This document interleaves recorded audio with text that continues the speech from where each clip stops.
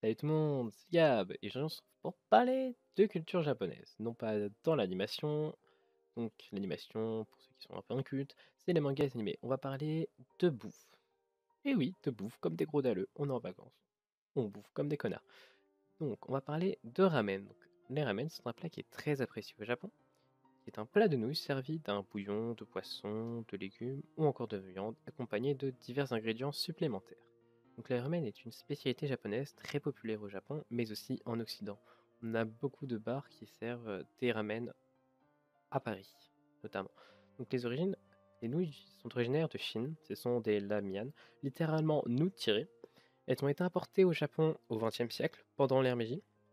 Donc pour vous donner une idée, c'est de 1868 à 1912 l'ère Meiji. Je reviendrai peut-être dessus dans une vidéo en parlant des différentes aires qu'il y a eu au Japon.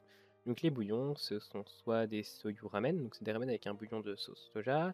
Les tonkotsu ramen, ce sont des ramen avec un bouillon d'os de porc. Les shiu ramen, un ramen avec un bouillon de sel. Le miso ramen, avec un ramen avec un bouillon de miso. Il existe énormément de variétés de bouillons, car chaque restaurant apporte sa recette. Pour en citer une seule recette, on va dire, il y a le Ataka Ramen, qui est un ramen avec un bouillon d'os de porc, avec une garniture de benisuga, donc c'est du gingembre pourpre, ou encore de graines de sésame.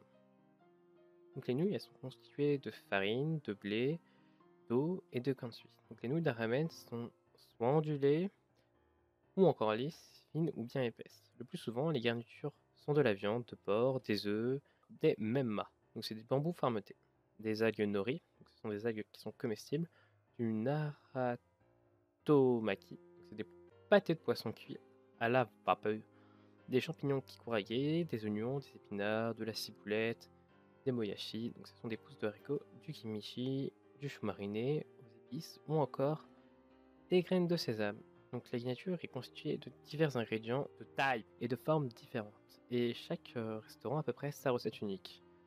Il y a tellement de possibilités à faire avec d'autres ingrédients, d'autres façons de cuire et tout. Donc j'espère que ce petit format vous aura plu. Donc dites-moi ce que vous en pensez, si vous pensez que je devrais continuer à faire des vidéos comme ça sur la culture nippone, donc par exemple sur le style vestimentaire, par exemple sur les petits gris-gris, par exemple le mannequin éco. Ou encore, si cela ne vous plaît pas, dites-le moi dans les commentaires et je resterai sur mon style de vidéo de base. C'était pour voir si ça pouvait apporter quelque chose en plus sur la chaîne et tout. Donc sur ce, je vous souhaite un très bon visionnage. Enfin, pour les futures vidéos. Et je vous souhaite de très bonnes vacances, ainsi que je voudrais vous remercier d'être aussi nombreux. Donc on est 275, enfin, on a 275 abonnés, donc ce qui est assez énorme, on va dire. Vous êtes très actifs et qu'on prend tellement de plaisir à répondre à vos commentaires, donc continuez comme ça. Et,